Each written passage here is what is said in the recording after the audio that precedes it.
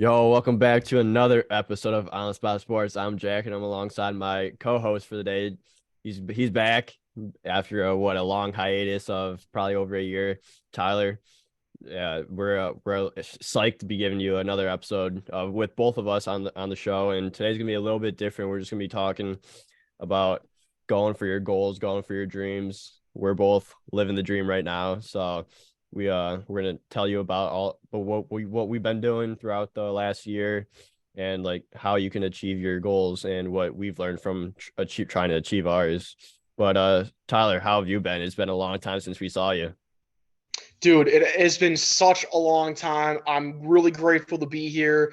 Like I said, it's just a lot of stuff has been happening in my life the last year or so that just prevented us from doing this kind of episode again. We've wanted to do this for a while, but now is the day. Friday, May 12th, around 1 o'clock. We both are free. We both have some time, but I'm really, really excited to be back, man. This feels like the old times, as they say. It really does, because what we've been doing this for almost 4 years now, I think. So Dude, it's like I crazy. remember I remember we were in your basement like around this time 4 years ago when we came up with the podcast name, and then you doing your cool graphic design stuff made the logo, and then it was like we were off and running. Yeah, I So think we are on hiatus for like a couple months before we record our first episode. But then yeah, once we started getting it going, like it took off. And what we're 200, this will be episode 275. You've probably been around for insane. 100, 125, 150 of those, honestly. So it's a I would definitely say long so. journey. It's a fun journey though. Oh, absolutely, absolutely. Like I always enjoy getting in front of whatever it is, like a microphone, whatnot, to just talk to people. So like whatever the opportunity is, that's what I thrive in. So this just another opportunity for me to like give the audience just any sort of content. So this should be a fun episode, man. Yeah, so talk to everyone about like what you've been doing recently, because you're at 670 the score right now. So like talk about 670 the score and like how you got your opportunity there.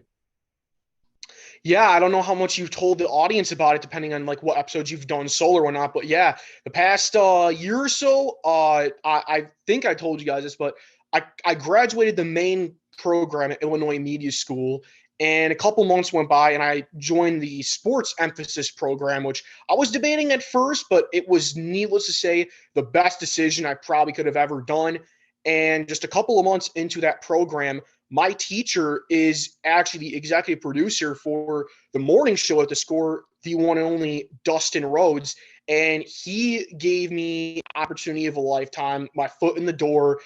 I applied for a part-time board op and producer position at the Score. And just close to a week after I turned 21, I was hired. I started in early August. So that's what I've been doing for the past 9 months or so.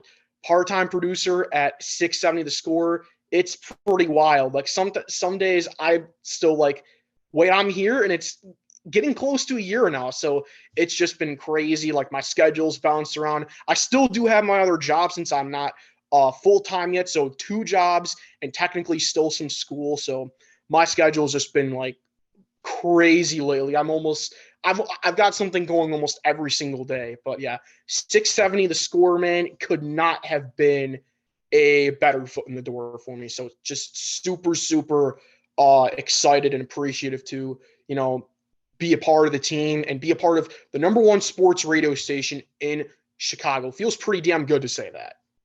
Yeah, and I know that's been your goal, to get you like a number one station for like since you were younger, since you wanted to pursue what you're pursuing now. And so like what does it feel like when you actually do, like, you're living the dream? It's your first job, first part-time job, but like it's still a job, and it's like your first job, and you're actually in like a number one radio show. Oh, no doubt about it. And the thing is, like, I don't really do like one specific thing. Like, I've done so many different things. Like, I started when football season, bear season was starting to ramp up. So they were talking to the media. basically almost every single day of the week. And one of the first things I would do was go in and cut up any audio from the head coaches, the players, and the shows would use that as content throughout the day. And then obviously, 670 The Score is home to Chicago Cubs baseball and Chicago Bulls basketball. So the Cubs were still going at that time, and I would have the honor of doing Cubs highlights a lot of games. I'm actually on the game tonight against the Minnesota Twins. So when Pat and Ron are on the call, I am simply just getting whatever highlights come from the game, any post-game audio that comes with it, just kind of getting everything that is important and tells a story to a game. Same thing with the Chicago Bulls when the legendary duo of Chuck Swirsky and Bill Wennington call games. Same exact thing, just a little bit different with certain teams, but just the same exact kind of thing. And then I'll also do like running some shows too. Like I've gotten more into the board hopping side as of late, a lot more comfortable with it now than I have been, since I started. So running shows for the likes of Gabe Ramirez, Anthony Herron. I'm sure you guys have known or heard of some of those guys who are at the Score.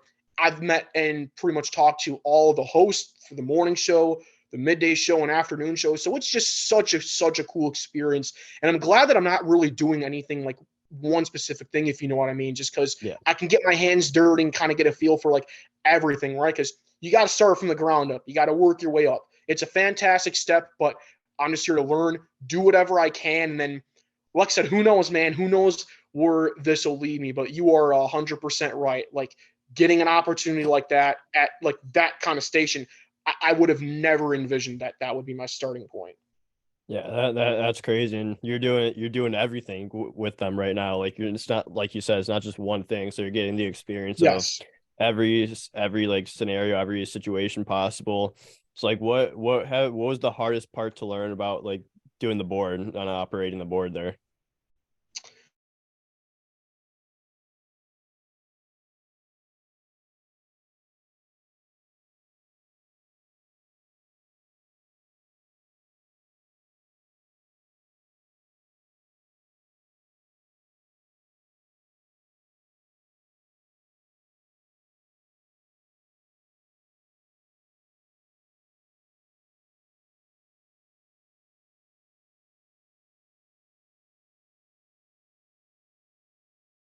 The recording has stopped.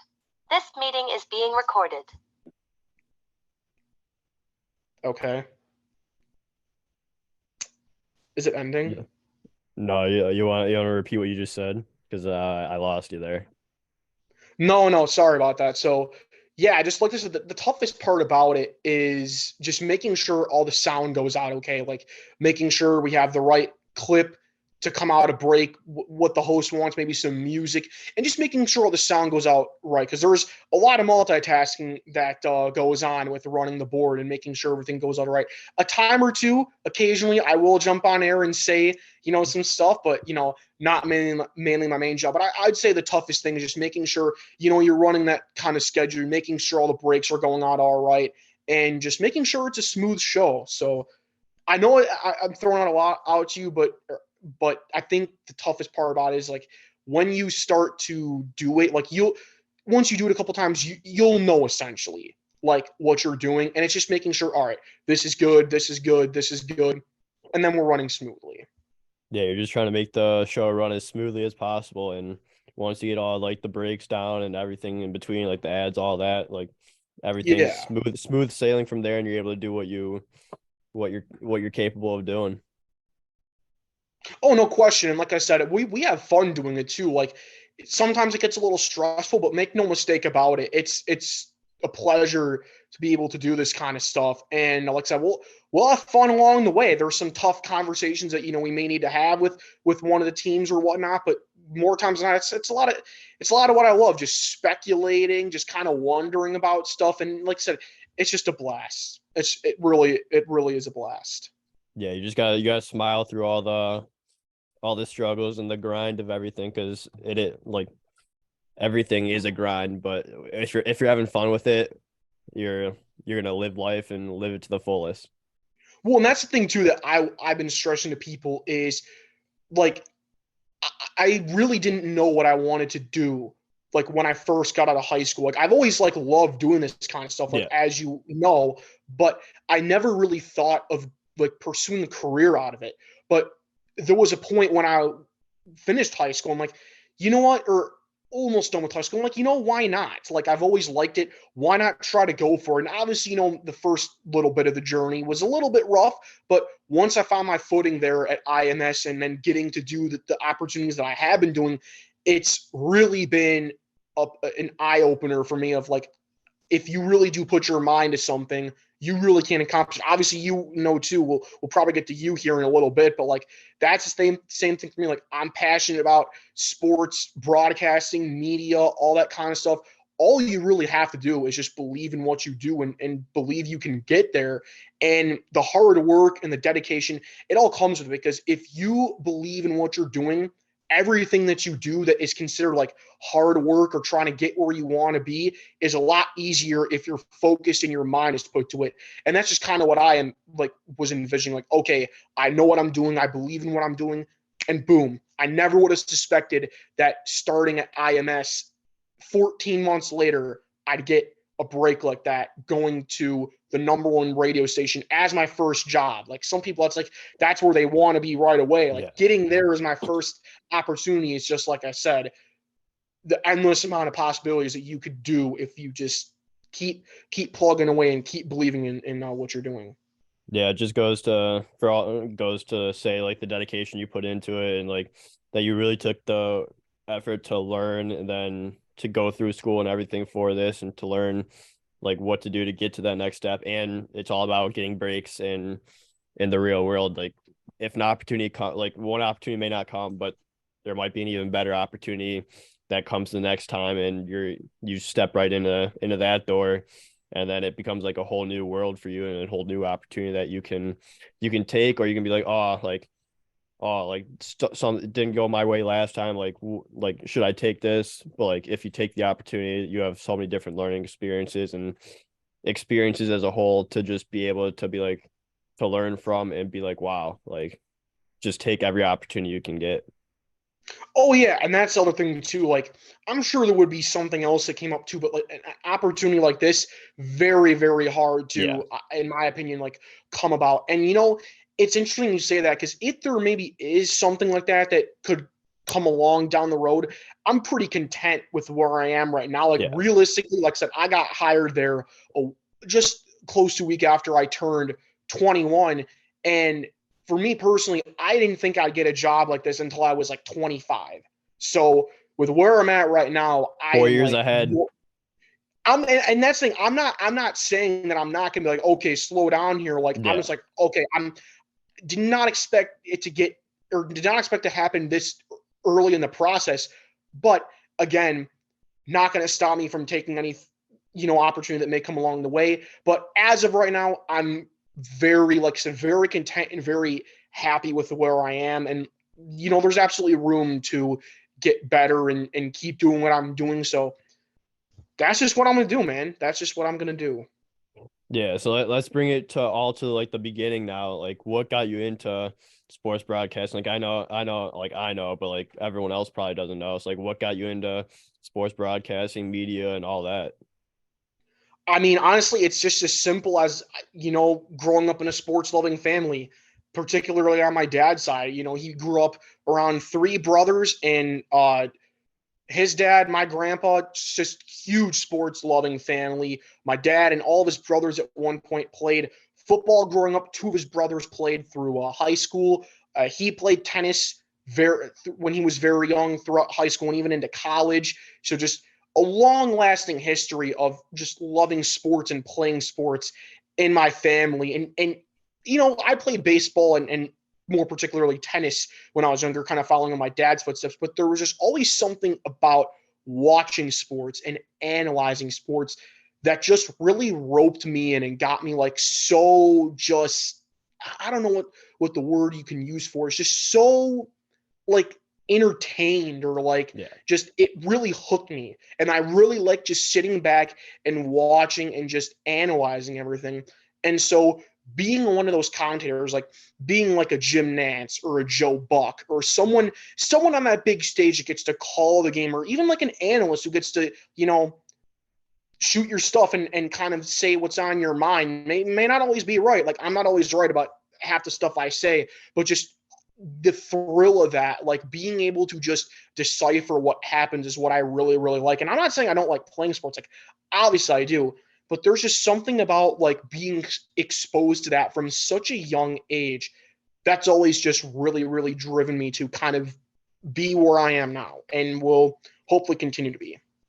Oh yeah, no, I love that story, and like we're both huge sports fans. Like, huge is an Oh yeah, I mean, look at the understatement for how background big. right there. Yeah, Exactly. look at, you're a hockey guy, but I see football pennants on the wall. I see Mike Ditka Everything. being carried around. I see your hockey jersey. I'm seeing everything, man. Yeah, it's huge is an understatement. Like, we love sports. Like, growing up, I've known you my whole life, and like we've grown up playing sports with each other. We played baseball with each other before we play football, play like Oh yeah. hockey, played literally probably every sport like in one of our backyards or something like that.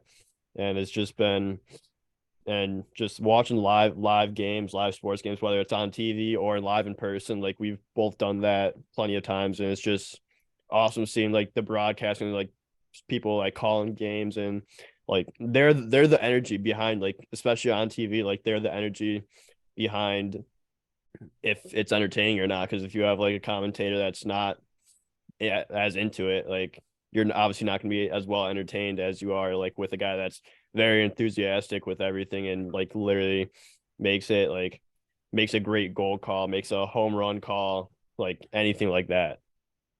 They tell the story, right? I mean, sure, you can decipher from watching about what's going on, but if you don't get that kind of, like you said, enthusiastic viewpoint of listening, they really do sometimes tell the story. So like I said, that's just always been something that's really, really like enticed me and interested me, and obviously taking it as far as, wanting it to be my career path. And like I said, I've kind of started leaning a little bit more towards the radio side, just because I've gotten a lot more exposure from it, from Yeah. doing, my on-campus show for Illinois Media School. But honestly, like, in the end, I do definitely want to be behind the microphone in some sort of capacity. If that is, like a radio position where I'm an on-air host, a reporter, an analyst, just something behind the microphone. I really do like what I'm doing right now. Obviously, the producing and board opping aspect, I really do like it. But I feel like I've always felt like my passion is behind a microphone, regardless of what it is. And something like this, like with what we're doing, absolutely an example. So I just feel like the more experience that I get doing the kind of stuff that I'm doing right now is absolutely going to play an effect in anything that comes up, in the future, for say. Yeah, while you may not have been behind the microphone here for the last while, since you've been extremely busy, but you were at school having your own sports show that you're able to get behind the microphone and doing all those Instagram lives, and just Oh uh yeah. uh being what's the word, bringing the entertainment to Instagram, and just giving the audience like interactive stuff to like what do you think of this? What do you think of that? While also being live on your show. So like it must be a cool experience having that too to practice as well. Oh, definitely. And even like in the sports class too, like more times than not, we'll do like live mock shows. I mean, my parents are probably sick of me hearing me ramble on about stuff like that, because I'm, obviously in the house. But I think definitely too, like the more practice and the more reps I'm getting, even though I'm not really necessarily doing that at the score, it's real more hands-on experience. But anything helps, right? Yeah. Anything helps. And like I said, I do get on air on occasion when I'm board opping a show. I actually am doing a quick little 35-minute show tonight for Gabe Ramirez before the Cubs game starts. 35-minute show, quick little show. You might hear me on air once or twice, depending on, we'll see. But like I said, just anything that helps. And like I said, it's any sort of experience, any sort of like reps or practice is valuable. It really, really is. Yeah. So like you've had, like a lot of good like experiences with all this. Have you faced any like obstacles that you had to overcome to get to where you are today? I wouldn't say obstacles. It's just like different sort of, I don't know, like circumstances, I guess. It's Yeah. just really putting in the work, honestly. I wouldn't say anything like one or two specific things were like an obstacle. It's just putting your mind to it and being dedicated. Like, there were some people that obviously didn't have enough to finish out whatever program they were in and they dropped out early. But I'm like, I don't know. I'm not like that. I believe in what's going on and what I'm doing. And so I would say just the biggest obstacle is just keeping it in here and just saying, all right, I'm still doing what I think I should be doing, right? And just keep on keeping on, essentially. So if I would say there was anything that would be like a biggest obstacle, I would probably say it's that. Yeah. So do you have any tips for like anyone looking to get into like broadcasting or anything like that, or like trying to land that dream job like you did at 21? Well, I would just say, like, for anybody else, Illinois Media School is a fantastic option. Like, I'm not trying to diss anything about College of DuPage. It's just, it wasn't exactly the right fit for me with Yeah. the stuff I was doing. But Illinois Media School, extremely hands-on experience. Like I said, I literally got my own sports show there before I finished the main art RTB is what they call it, the main set of classes. So if you just literally get that opportunity and enroll in the main classes, I promise you, you'll get to do everything imaginable in terms of being in like media in general. You could do voiceovers, you can do, like I said, shows, you get to do video work, you get to do camera work, you get to do editing, just so many different stuff is accustomed to you. So I would definitely say if you're looking to get in the broadcasting world, Illinois Media School is a fantastic starting place, and that's, like I said, ultimately where I started at to where I am at now. So cannot recommend that more. Great Yeah. people, great teachers. So just it's really great spot. Yeah. Really helped you find your niche and where you want to be, and just like that support group probably was big too to get you to where you are today, and just to make you feel comfortable with everything that you've had to do with editing, like board op, like having your own show and all that, just to be able to get a little piece of what the real world actually is like compared to when you actually go into that real world.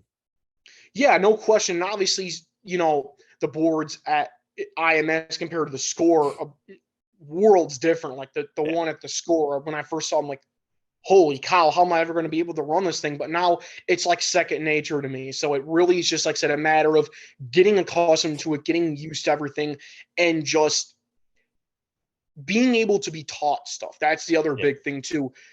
Going it with an open mind, because you're going to be doing a lot of different stuff. So, even at times stuff was out of my comfort zone that I wasn't really too familiar and it wasn't really in my wheelhouse. But you always want to go in knowing that I can do one thing in particular if maybe there's something that you are asked to do and but you necessarily don't want to do. But just that, yeah, like I said, just going in with an open mind and you'll get a lot of, like I said, hands-on experience training. It's definitely beneficial. Best of the best to get that experience and that training at Illinois Media School to go to 670 the score. Oh, no question. Like I said, I've already made a couple of connections to a couple of my fellow SCORE employees are IMS graduates. Like I said, my sports instructor, Dustin Rhodes, he's been the executive producer for the Molly and Haas show in the morning for a long time. So he's been there, done that. So like I said, it's there. You find the connections, and if you start making those little links with people, it could definitely go a long way. Oh yeah. So what's been your favorite day that you've had so far at 670 the score? Favorite day? Oh, It's a hmm. hard one, huh? That's a hard one, man. I have. I'm gonna have to think about that. You might have to come back at me towards the end of the episode. I'm gonna have to think about that. Yeah, I'll definitely keep you honest with that one. I'll think about it as the show goes on, no doubt about it. But yeah, I don't have an answer for that just yet. I'll have to think about that. Yeah, for sure. We'll definitely have to come back to you whenever you do finally get that memory back up and running. Yeah, like I said, it's gonna take a little bit to come to me. I'm gonna have to go through like all the days and just like I might even forget a good one, but I'll definitely hit you up with if I can think of my favorite or like one of my favorites. Yeah, absolutely. But I want to transition into like why like I wanted to do this episode like so quick. Like we were planning on doing an episode like this for the last probably 3 months now, but we've been so busy. And then I was couple, and there was a memory that came up, and it was during like the pandemic and everything in 2020. And it was like 3 years from now, I will be playing professional hockey, and 3 years went by, and I finished my first pro season a week before that memory came out. So like that's when I texted you and like we had a good conversation about it. We're like, we need to do this week so we can just keep everything fresh. And we were trying for like Monday or Tuesday, but then you're like, how does Friday sound? And I'm like, sounds perfect. And here we are.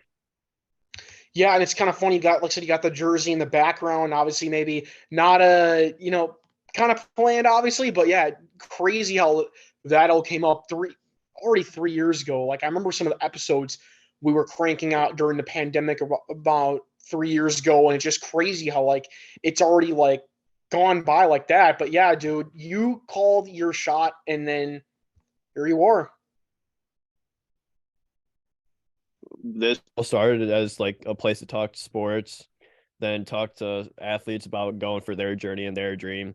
And now we're talking about our dream and how we achieved it. But yeah, I think it's fitting too, especially how yeah, like you said, we're always centered around other people. We're both at a point where we're at pretty pivotal and important points in our life. And you said what, 275 or something? This is the yeah, episode 275. 275. Pretty crazy. 275 is a big number. It's a pretty important number too. 275. So kind of cool how like you said, we could have like this particular episode to do like us, even though we spent a lot of times doing other people. So kind of Yeah. cool we were able to do this. Like, and like I said, at the same time too, right on the 3 year mark where you called your shot. Yeah, so I just finished my first year of professional hockey, and played the year in the Michigan Independence Hockey League for the Blue Water Stars in Port Huron, Michigan. Then I got a stint in the Southern Professional Hockey League with the Evansville Thunderbolts and the SB for like a week, and then like this entire season while I haven't like I've been commuting back from Port Huron to Illinois. I've been the practice goalie for the American Hockey League Chicago Wolves, which has been my favorite team for Wow. 20 years now. So it's been a crazy first year as like a professional, but like I've learned so much from experiences like this, and like it's amazing. Like a year from now, I would have been like, no way, dude. And did I do any of this? But here we are, a year, or here we are today, and it's been a crazy journey, and I'm already looking forward to year two and what year two of my pro hockey journey has in store for me. Yeah, I mean, I'm gonna kind of take the reins here of like the interviewer, I guess, since we're kind of talking about like my first thing is like, how's the transportation been with like just the back and forth to like Port Huron especially, and then back to obviously DG Illinois? Like that's a lot of driving, am I right? Oh yeah, but so like we're an expansion team this year, so this is our inaugural season, our first year in the league, and like we I don't think we practice like we maybe have had one practice like every couple weeks, maybe even a couple months, and then like towards the middle and the end of the year, we would have practice like every single week. We'd have like one practice every week, so I'd commute as much as I can for those, and like from Downers Grove to Port Huron, it's 5.5 hour. Or, no, it's 5 hours on the dot. But the longest trip I took was 6.5 to get there, and I'd usually go the day of, like, but the day of practice, I'd go probably leave around like 10 or 11, get there around like five or six, get to the rink, and then there were some days where I'd literally come back right after practice, come back to Downers, Whew. do another 5 hours, so 10, 12 hours on the road a day. But like towards the end of the year, That's I'd crazy. stay with teammates because I was like, I don't want to drive that far again in one day. And that just tells me right there, obviously, the dedication on your part. Yeah, 5.5 hours. That's a pretty long drive. Obviously, a lot of gas money with what's going on. Obviously, it's back and forth. It's a lot of driving, but like that just tells me right there, like you're so passionate, you're so dedicated about what you're doing that screw it, 5.5 hours. You're like, I don't care. I'm doing Yeah. this because I'm invested. And obviously, I mean, I've seen some of your stats and whatnot with some of these games. We might get into that in a little bit too, but just obviously you're putting in a lot of work and it's showing off with the way that you carry yourself and the way that you're always so centered around like trying to like, I don't care if I have to drive that long. I'll be with the team. I'll practice with them. So Yeah. crazy to hear all that, man. But it looks like But it's the I have dedication. another funny story too with that, with driving and all that. Oh, I love to hear it. So like like this is at the time that I got called up to the SPHL in Evansville. So I had a game that Sunday in Port Huron, Michigan. So I drove the 5 hours there, which is like 360 miles.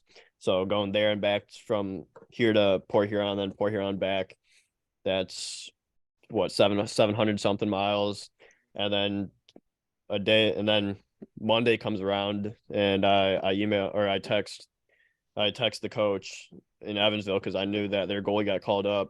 It's like I was a big advocate for myself there. Like I didn't do it. I didn't get it just because like I actually like reached out and everything and got that opportunity myself. So then Monday came, I was coaching, and then Tuesday, like at noon, I was on my way to Evansville, which is another 5 hours, 5.5 hours down to Evansville, Indiana. So that's Oof. another 350 miles. So that's Wow. 700 there and back. So spend like a few days down there and then go back to Illinois. So that's 1,400 miles in less than a week that I had from going from my time in the Michigan League, in the Michigan Independence Hockey League, to my time in the SPHL, and then and then I think I was back in Michigan that following week after I got back from Evansville. I'm pretty sure 2 days later I was back in Port Huron. So that's another 600 miles round trip or 700 miles round trip. So maybe even 2,100 miles in a week on my car. Dude, that's crazy. That is insane. But So I much wouldn't change it driving. for the world though. Like I'm a man of it. Like I love driving to like the different places and different opportunities. So I wouldn't change it for the world. And hey, that's what matters most is you're enjoying it. You're getting to do what you love to do.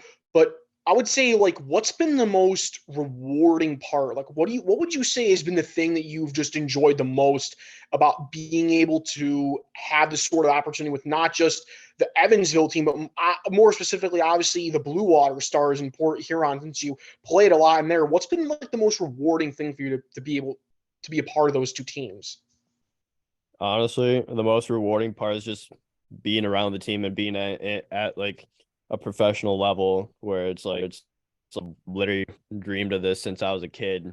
It's like just to be able to compete at a high level like that and compete and like meet guys that have played literally everywhere around the world. Like it's pretty rewarding. Then just to get that first win as well in the Michigan League, uh in a playoff game, like in a wild card do or die game, like that was rewarding because worked all season for it. And unfortunately, like there's no Cinderella story where it's like you're gonna win every single game like you always hope for, like when you're a kid, or like your first game's gonna be a win and then you're going on a heater and win the rest. But like it's been like a really up and down season with wins and more losses than wins, obviously. But just to get that first win in like a do or die playoff wild card game, that made like everything. And like especially since like I didn't play college, I didn't play juniors, which is two critical things for guys getting to that next level, which also made it a lot harder for me. But I'm willing to take that challenge, and I and I've been impressing people along the way, and it's just cool to see like the progress and the journey that has taken me so far. Yeah, and you mentioned you not being able to play a couple of the levels, obviously in college and then juniors, but obviously you've made like a lot of pretty good connections for being able to go to not only Evansville but Port Huron. What's it? What are some of the biggest connections that you've made over the last year or so to make you get to this point?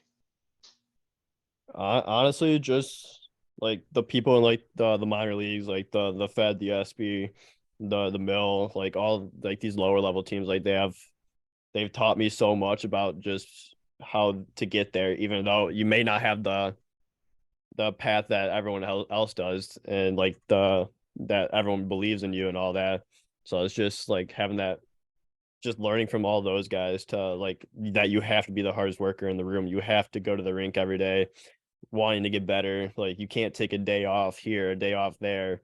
Like you got to keep going and keep grinding through everything, especially since like it's a disadvantage since I didn't play college or juniors. But just to get to the where I am right now, it's just rewarding, and like the connections have been a big part. And then like my goalie coach Stan Dubicki like from a Hoffman Estates, like my goalie coach, like he's literally changed my entire career, and I'm very thankful and blessed to have him as like a guy that believes in me and a guy that's gonna that work for me and just like me get to that next level. Yeah, no question for sure. And then let's get to a little bit of your like playing aspect. Now, like obviously you've taken your game to another level with being able to play for both of those two teams. And like I said, I've seen some of your stats with Port Huron. I mean, like night in, night out, 60 save games. Like it's almost unheard of for a guy to get that many shots in a game, let alone in a season for that matter. And you were doing it like almost night in and night out. So obviously you've taken your game to a level to where you're able to be that unstoppable force and keep your team in a lot of these games with all the shots you're facing. Like, how do you do that, man? Like, that's insane how you go night in and night out just stopping like that many shots. Yeah, I just go with the same mindset, just give my team a shot to win. I know I'm facing a lot of rubber. Like I said this on the last episode of the podcast too, and I was like, it really like this like this season really helped me develop and learn how to like perform under the pressure and under the fire to be facing a lot of shots, because I am facing 60 shots a night. So it's like I have to be on top of my game no matter what. Like I'm sure like sometimes you don't have it like when you've like in the first period, like I've had those games where it's like I'm tight for no reason, and like I I'm puck, and then like coach comes and talks to me and like dials me down a little bit, like calms me down, and second and third period maybe one or two goals get past me on 40-50 shots. So it's just about like calm and just having that like true belief in myself that I have what it takes to compete at this level, and I have what it takes to give the guys a shot to win. And at the end of the day, that's what I'm trying to do, is give the team a chance to win and to just be there for the guys.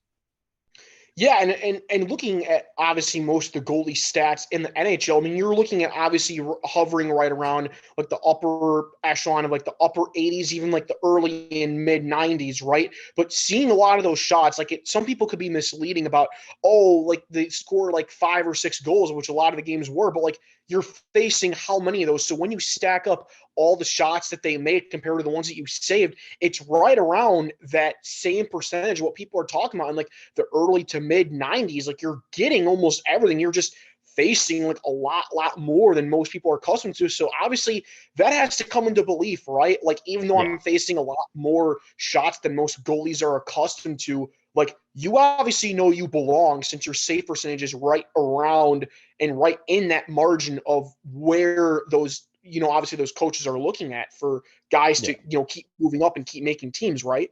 Yeah. Yeah. And like, just like, I know goals are going to happen. Like it's the nature of the position, just trying to chance to win. And like, like I've always been like if you look at like my goals against average and all that, like, yeah, but like I've learned to throw away my like my goals against average like stats. Like everyone's told me like you're facing 60 shots a night. Like your save percentage is the one that matters. And like I'm pretty sure I finished with like an 876 save percentage, and I finished the playoffs in a 905. And like my goals against average does not look pretty on both of those, but like the save percentage is right around the top of the league, and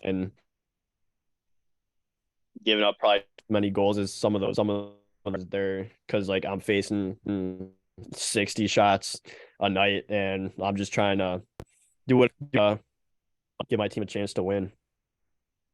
Yeah, and like you said, I mean, we got to get the averages. Somebody's got to be keeping track of them of just how many probably more shots that you're used to facing compared to a lot of the other goalies. So obviously, like when you're in that grind of like a game and you're, getting all those shots and facing all those shots, like how sore are you the next day, and how does it take a toll on you? Because obviously, I know you work your ass off, honestly, to get in the shape of, being able to do this at such a high level. But how sore are you from flexibility and being able to just stop all those shots?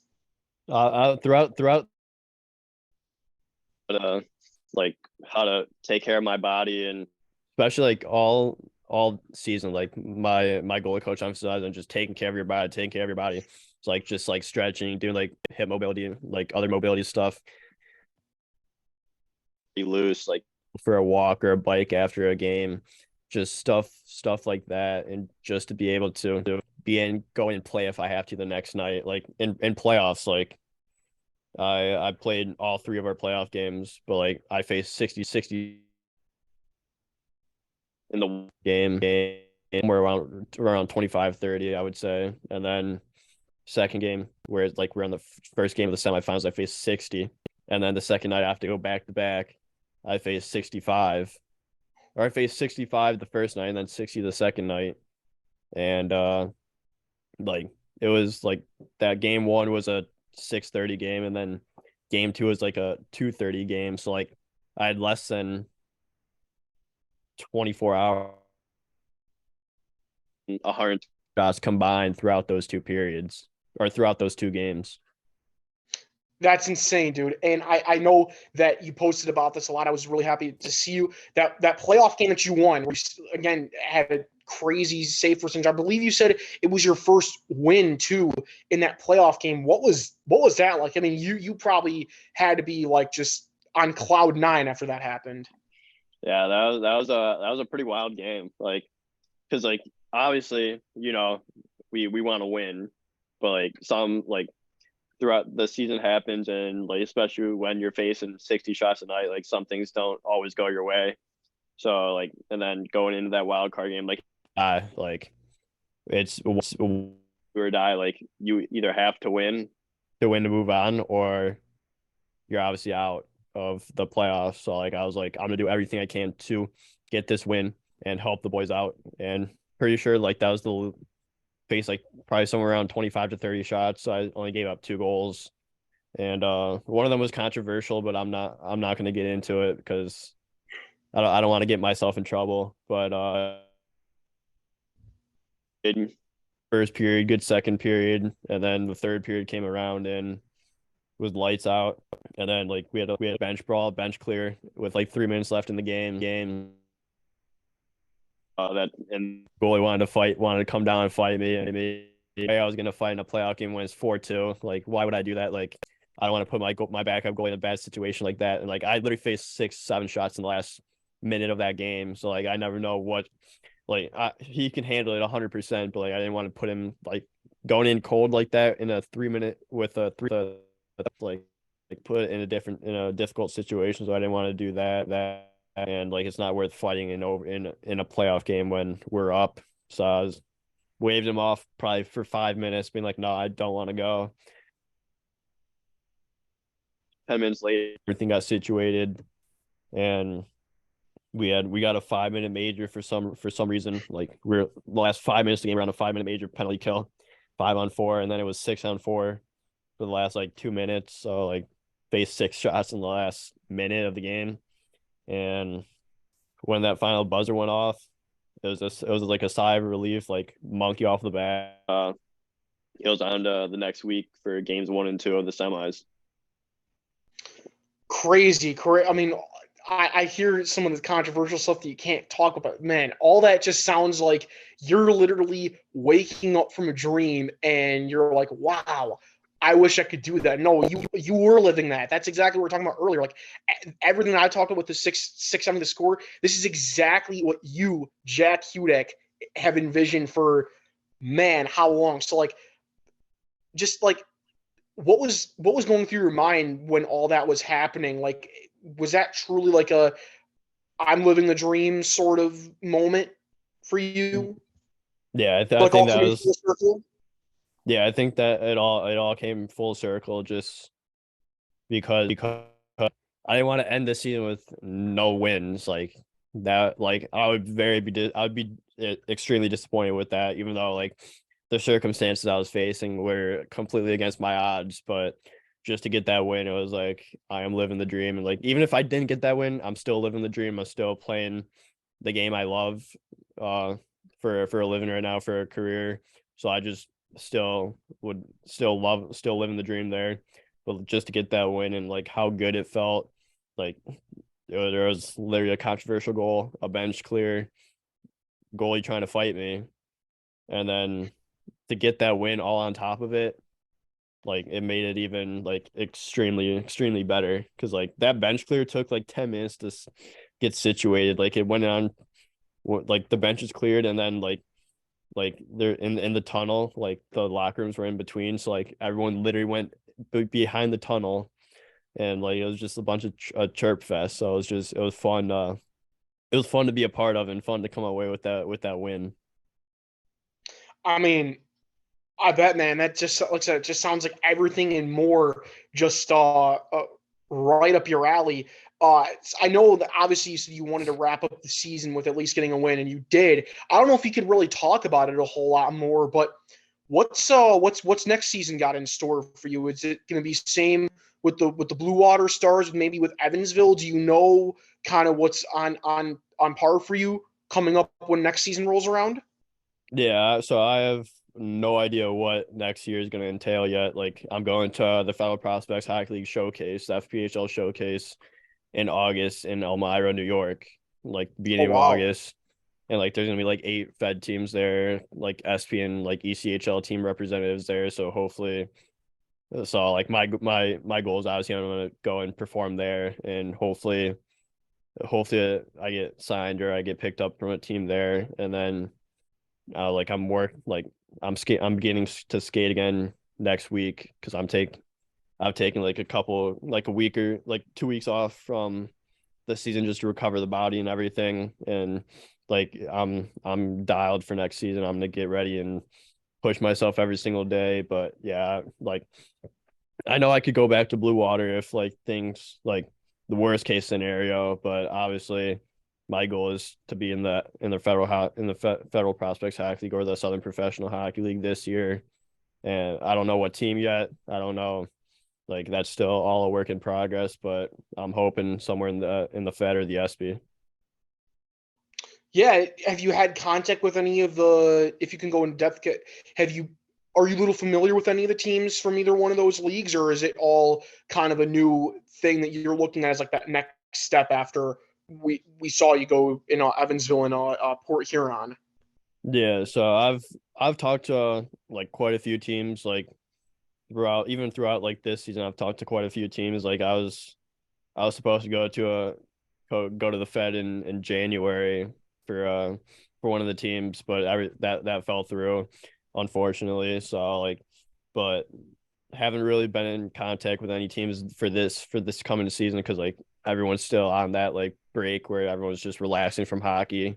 But like at towards the end of the month, I'm gonna start reaching out. I know my agent's gonna start reaching out too. So hopefully get something going and get my name out there to hopefully get me a shot somewhere for next season. There you go, man. Look, I'm obviously crossing my fingers, doing whatever I can to wish you the best of luck going into next season. What's been? I'm trying to think of another sort of like just dream sort of aspect thing. You asked me the same thing of what's been like the biggest obstacle in terms of me getting to where I'm at. How about for you? What's the biggest obstacle that's kind of gone in your way in terms of getting to where you are right now? Yeah, the biggest obstacle probably is my resume because I didn't play juniors, I didn't play college. I was a forward from when I was 3 years old all the way up until I was end of high school. So what's that, 17, 18, before I switched over Yeah, to full-time goalie at 18. So like that, like, and I it's played been that in-house. long. Wow, I didn't Yeah. realize you've been a full time goalie for that long. Yeah. So I played in-house as a forward for like multiple organizations. And then I played spring high school for 2 seasons, my freshman and senior year of high school. And then didn't know what juniors was at the time. And then like things fell, and then like going into college, like I was like 100, I was like 100 pounds, so no one's gonna take you seriously at that level. And going into college, so like that obviously fell through. It's like no juniors, no college experience. So like that's definitely been the hardest part. But I've also been training with guys that played from the Fed all the way to the AHL. I've skated with some NHL guys as well throughout the summers Nice. uh since I got into college. So since like 2018, 2019.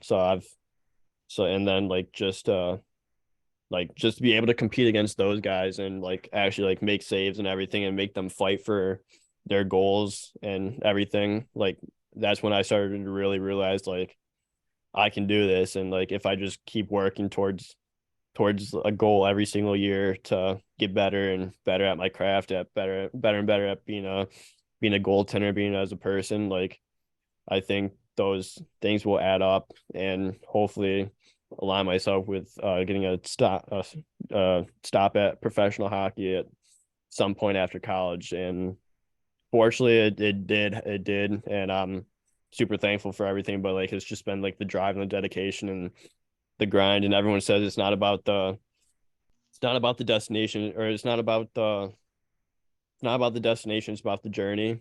So it's like the journey's been a wild but fun ride. Like I enjoy going to the rink every single day, and it's just been a ton of fun just being able to like go against the odds of not playing juniors, not playing college. Like it's definitely a disadvantage for sure, but I see that as like an obstacle to, or a challenge that I can overcome and get to that next level at that professional level. Yeah, great stuff there, man. So I'm almost positive that Elmhurst, the college you went to, they did not have a hockey team, correct? So that's why you Nope. couldn't play in college. Yeah, correct. So I instead I ran cross country and track for 4 years at Elmhurst University. And like I honestly wouldn't change that for the world, because like I had a great experience at Elmhurst and with cross country and track team, and like I literally learned so many lessons from there to make me even stronger, like even mentally and physically for hockey. And like I just gained a lifetime of friends as well, and like memories that I still go back.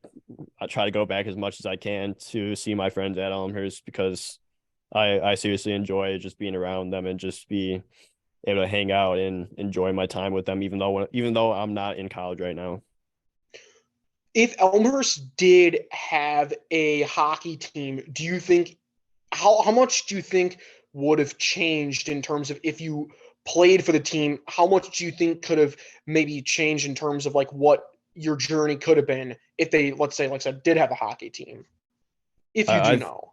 I think it definitely. I think it would have changed some things. Whereas like I'll probably get more of an opportunity here or there for like the higher levels, but like I'd split time between. I'd be like full time hockey, and I'd be full time cross country and track there. So like I'd get double the work, but I'd 100% do it. Like I love sports, like we've been talking about, and grind. I love going to the grind and just being able to work what I want to accomplish. Yeah, I mean, fantastic. That's crazy for me to hear. Two sports and college. I don't know how I can manage that. It was a fun time, that's for sure. How Best about though, time of like my life. I don't doubt that for a second. But obviously, like I said, I know that Elmhurst didn't have a hockey team, but what were some of the you played in a couple of men's leagues at the time, right? In Yeah. when you were in college, and I know I mentioned this a little earlier about connections, but and did any of those connections you made in a couple of your men's leagues help you get to some of the destinations or that you've been at for the last year or so? I'd say probably not from like a connection point, but just to help me stay in game shape. And like I met so many great people through men's league and all that, just to have like even just get like all the memories from going to the, like men's league games and all the friends from there. But like from a like nothing led me to like the higher levels from there, but like it was just to keep me in game shape and keep me just enjoying the game while I'm at like a game speed pace. I got you. So I definitely thought there could have been something there. But it makes it even more impressive, to be honest with you, that there, like I said, there really wasn't a junior or a college level for you to play at, but here you are going at it to either to Port Huron or Evansville, and like I said, you're obviously doing something right, or you found your way into a couple of those leagues, and then bam, it's just a matter of you saving like you said, like 60 of 65 shots in a game, and then got to take notice of that kid. Yeah, and just to hear like the feedback from everyone, like especially like when I go up to the higher levels, like they're like we have no idea who you are because like my elite prospects only says one team, but like everyone's been impressed with no matter if it was from the AHL, the SPHL, the mill, like everyone's been impressed with my game and like I'm like it's rewarding to say that too because like I've put in the work for the last especially the last like 4 years when I actually like saw that this dream was possible and like just put in the work every single year and every single day to get to this spot like it's definitely rewarding because like a funny story here or like I shouldn't say funny but like it's always been my dream to play professional hockey since I was younger like even when I was a forward I would like write stories of myself as a pro as like a goalie even when I was a forward and like I love scoring goals, like I love skating out still and scoring goals, but like since I was like I would play I'd play basement hockey as a goalie and everything else and it was just like even as a forward like I was still focused on playing professional as a goalie and like you know how like everyone you have a dream and everyone's like oh be more realistic or like you're not going to make it stuff like that like that happened like when I was younger like I forgot who like all my teachers were very good, but I don't know, it may have been a teacher or something like when I was like younger that said pick more realistic goal or more realistic job. So like I kind of buried that idea from elementary school all the way up into my first year of college. And then like when I got to college and I was skating with all these guys that play professionally and I'm able to keep up with these guys or at least thought I could keep up with them and then just to work every single year and getting better and getting better. I was like, yeah, like why am I burying this idea of what I want to do? I want to do my dream job is like I'm to continue to go for it. And in college for my that was my freshman year of college. I was like, everyone asked, what's your dream job? Professional hockey player, 100%. And like you could talk to all my friends, and they'd say the exact same thing that I wouldn't stop talking about hockey and how I'm going to be a pro hockey player one day after college. And I'm glad, like I'm blessed and thankful for all the groups that I've been able to skate with over the summers. My goalie coach, my training buddies that I trained with over the summer, like couldn't be more thankful or blessed to have all of them, all of their support and like have and them to being able to trust and believe in myself in me and like having me believe in myself. Yeah, great stuff there, Jack. I mean, hearing you say all that stuff because you experience it, it's just like I remember you telling me with the whole just right now of I play goalie in my basement, and that's exactly what I envision. Like being it's so tough to score on you, like in the basement. Like I get so frustrated, but like man, that's what he's passionate about. And look at you, you're doing your exact replica of just that. So like that could not be any more of a living the dream scenario for you right there.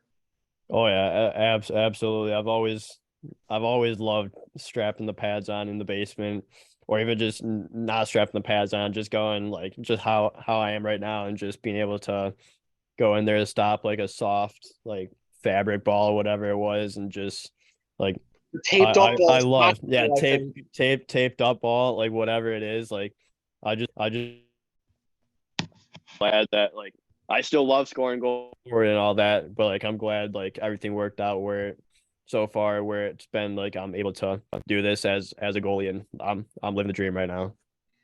Yeah, and like I said, just the same thing for me too. Like I can just totally tell that everything that I was saying about just like believing in what you're doing and then applying it to what you are good at and what you want to do is the same thing for you. Like you're obviously believing in whatever process that you're going through, and now it's paying off because you're being a hero for your team up in Port Huron by saving that many shots, and you getting that first playoff win is like, geez, man, like sometimes it's unrealistic to win when you face that many shots in a game. Like if that's what it sounds like, it's a tall task because like who faces that many shots? But in order for it to pay off, like you just have to keep believing in yourself and just obviously like even though I'm not wearing one, you are. You should do a hats off to yourself because it's just I could never do that, man. Hey, when you love something, you can do it. You're like that. I realized that like yeah, I can compete at this level. Was yeah, it was a fight, and like we came extremely close to a win that this game too. It was like our third game of the season. It was in it was the top team, the best team in the league, the number one team in the league at the time, and they're riding, I want to say a 28 to, or maybe it was a 38 game like home win streak, and Oh wow. we lost 5-4 in a shootout to them, which I think it was the first shootout in the league. I faced 75 shots, so I'm pretty sure that's like top three in the league in like ever compared to in shots that a goalie faced.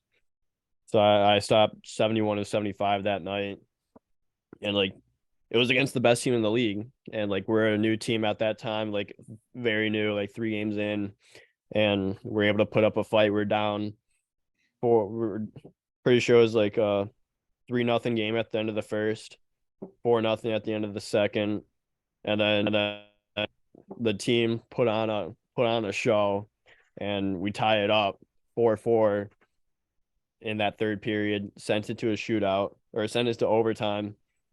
Face a like stop probably 5 or 6 in the overtime period. Face a penalty shot in overtime with less than a minute left. Knew he was going in the corner, and then think I made like another save or two after that to close out overtime, and then we go into the shootout where I think it was 5 shots. So I went 4 for 5. I'm pretty sure, and they're one of the goal that beat me was on the fifth shot, I think, and it was just a nice move by the guy that scored, and like perfect like deked me out and put it in the empty net. But that was the game where because I went 71 for 75, like I was feeling good. That was the time where I was like, I can compete at this level, and I can like that's the time. Like I've always believed in myself and all that, but like that was the moment where it's like that I think was pivotal in the season, was where it was like I can compete with the best of the best in the league. And you obviously have, like I said, shown it to where even like you believe it, and like you don't really think that to yourself because like you're in that sort of moment. But Yeah. if you're like saying that like in that moment, like I know what I'm capable of, and I think that's like the strongest indicator that you show like that you believe in yourself and believe in like what you do, if that makes sense. Yeah, and that was the game that like I was the most gassed after. Like I was gassed after. I get absolutely gassed. Like 70, you said 75 shots 75 shots, and I faced five, I believe, five in the shootout. So technically, yeah, I faced like 80 shots that game. and saved what, like 75 of them? I don't Yeah, know how many you gave up in the shootout. only one. Oh, so I mean, like I don't have of course I don't have my phone on me at the Yeah, so moment, it's like but 76 76. for 80. Well, yeah, I, I 76. I I only, mean, I only got credit for 71 of 75, but like if you include the shootout and all that, it was 76 for 80. and obviously with the shootout too, it's a lot tougher, I feel like, than most think, because it's one-on-one. You have your little moves that you're going to do, but like you don't know what the shooter is going to come out Yeah. and do. So it's like you could put you on skates, no pun intended, or you could guess completely right. So, but like, of course, like I said, I don't have my phone on me at this second, but I would love to just do a quick little tally of like what kind of percentage that is. Like I talked about earlier, how it's like upper 80s, early to mid 90s. That's got to be in that like mid 90s range, like 93, 94, 95. That's unbelievable. 94-6. That's insane. That's And then literally insane. if you include the shootout, it's 95. Unbelievable, man. Unbelievable. Look at you. Hashtag living the dream. That's what it's all about right there. Living the dream. And like I think like you just gotta have, like, if you're gonna go for it, like I 100% say if you have a dream, go for it. You're never going to be able to like go after your dream or realize what it is if you don't, like, at least I've always gone about like there's always like a base effort. Like effort is the number one thing that like goes into, like, if you don't have effort, then everything is going to come really really hard. But if you do put that base effort in it, and I don't mean base is like a minimum, but if you put effort in, like the belief, the dedication, everything comes into that. And obviously for myself too, same thing with you, that effort came in, and it makes everything a hell of a lot easier if you could just start off with that.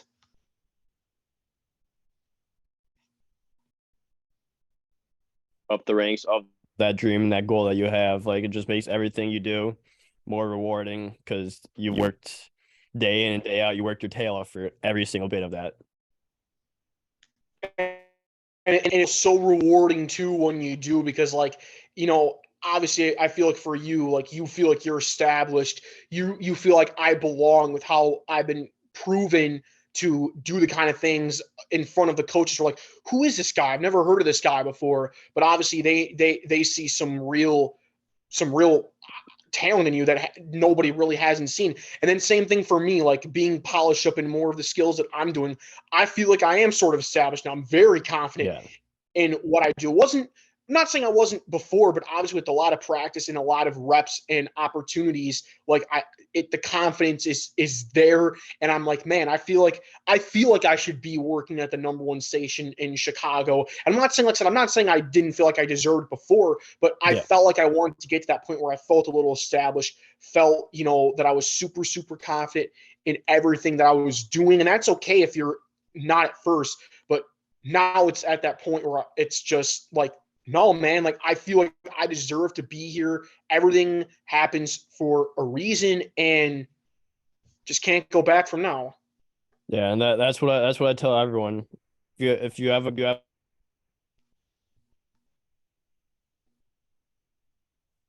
go for it. Like, you're gonna regret everything you don't go for.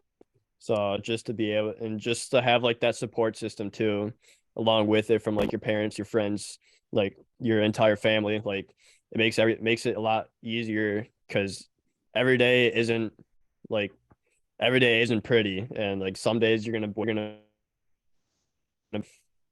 I have to go work out and like train, but once you this is what it's all about, and like I love doing, like, dreaming, love what we do. Oh yeah, that's what it's all about. And I don't know if I asked this before, but I guess we'll kind of get to that point where like what are favorite things that about like what we've done, or like favorite moment, whatever. Like I think I have what I was going to say for 670, but like let's hear from you first. Like if there was like a favorite moment or something from this past season in the professional leagues, what would you say that favorite moment is? I feel like I may know, but I just want to hear it like officially from you first. Cool. That's a tough one. I don't know why I asked you. Now I know why. But Probably quite a few, honestly. But if I had to pick like one would be probably getting that first win because you can only I'm not that first win. Going back it was For 670? yeah. Oof. So I think I got a couple in mind too, but I'm gonna go. There's been a couple very recently that have really been the highlight of mine so far. The first one that comes to mind was, even though it didn't happen, working the Cubs game, doing Cubs highlights for Drew Smiley's near perfect game was pretty darn awesome. And I'm sure you've seen the videos for how it ended. Yeah. Very, very sad for how the whole perfect game thing ended, but like being on that game was pretty darn awesome. I mean, like usually for the Cubs game highlights, the magic number that we want to hit is about 10 to 15 highlights.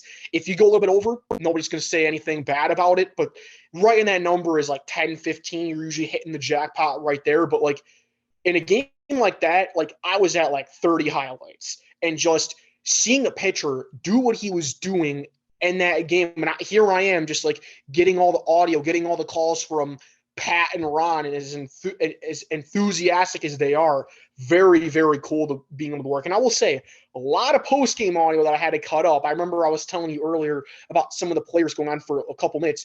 Drew Smiley talked, I think, two separate times for like 14 minutes.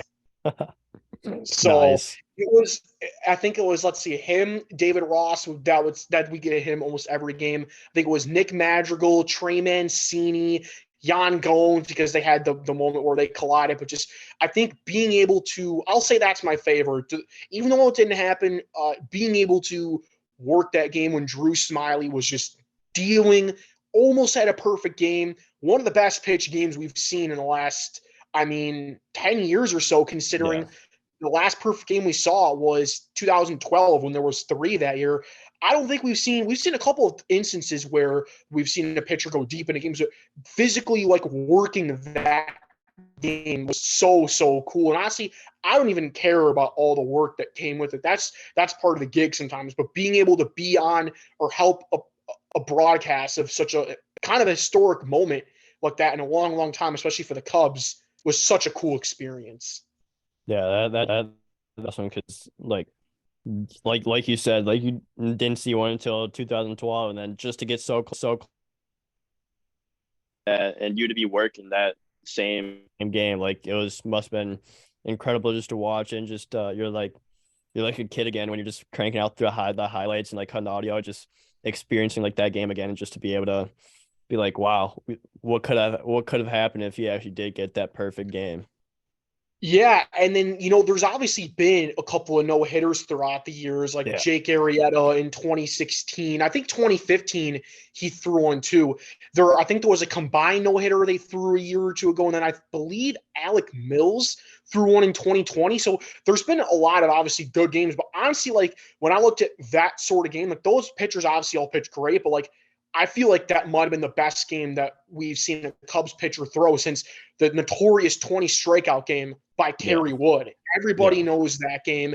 It's vintage. It's such a historic moment. There's only been a couple instances, and like for the Chicago Cubs, as recognizable of a brand as they are, that was so cool to see. Like at Wrigley Field too. Like wow, like he didn't get that like end result. Like Kerry Wood obviously didn't throw a no hitter or a perfect game, but like 20 strikeouts is just That's an absurd. incredible feat.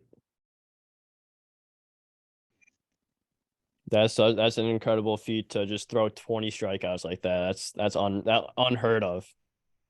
Yeah, and so like my whole thing was just I felt like I was on one of the best games a Cubs pitcher has thrown in the last 20, 30 years, maybe the best one since that 20 strikeout game. So I was like, it's just so cool to be able to like cherish a moment like that and being able to help impart of being part of a broadcast to do that. So that was probably my favorite moment. And it was very recently here. I think it was like happened like less than a month ago. Yeah. Yeah. All these good times are like this is what you dream of doing, and then just have all these good memories and good like friendships and all that like throughout the course of 670 to score, just being able to do what you do, like professional hockey for me just is It's crazy, especially like how everything started and like where we're at right now. And it's all about just let's keep doing what we're doing. We're at great points of where we want to where we've envisioned our lives going for the last couple of years since we started doing this. Yeah. And it's just all about just keep making it happen. Keep I know we say a lot, but keep doing what you're doing. And we're not satisfied. Sure we're living the dream right now, but we just want to keep moving up the ranks. Oh, no doubt about it, man. It's always fun to be doing something that you love to do for a living. Absolutely. But I think that's a great place to wrap up. You have any more closing thoughts?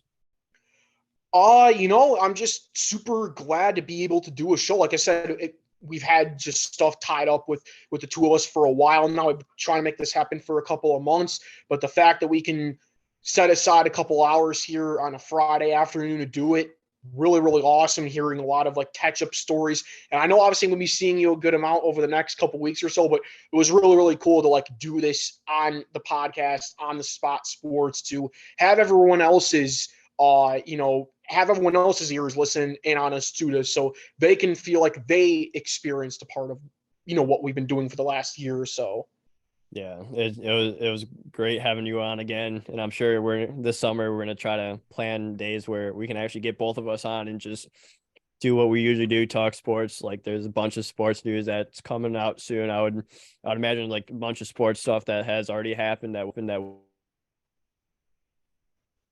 it's been a good episode, but thank you again for everyone that's tuning in, listening, watching, wherever you are, Spotify, Apple, Google Podcasts, YouTube version. Like, well, we really appreciate it. If you want to leave us a review on Apple Podcasts, Google Podcasts, Spotify, please do. We appreciate all that.